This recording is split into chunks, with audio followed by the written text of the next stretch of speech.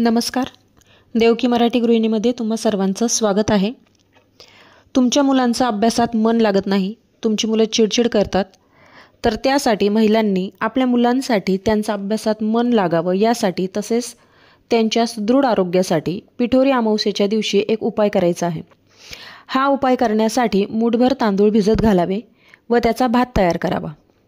हा भात दुपारी 12 वाजेच्या आत तयार करावा.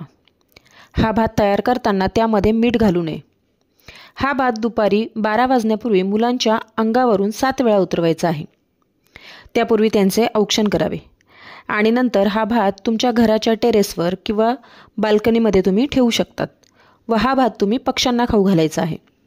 त्याचबरोबर हा भात जेवढा तुम्ही शिजवला आहे तेवढा संपूर्ण भात तुम्ही पक्ष्यांना खाऊ घालायचा आहे. त्यातील भात घरात वापरू नका. या उपायाने मुलांची चिडचिड कमी होते आणि त्यांची प्रकृती सुधारते. यंदाची पिठोरी अमावस्या 22 ऑगस्ट रोजी दुपारी 11:57 सुरू होईल व ती 23 ऑगस्ट रोजी सकाळी 11:37 संपेल. 22 ऑगस्टला अमावस्या माध्यान्ह काळात आहे, त्यामुळे पिठोरी अमावस्या 22 ऑगस्टला साजरी केली जाईल. त्यामुळे भाताचा हा उपाय महिलांनी शक्यतो 22 ऑगस्टलाच करावा.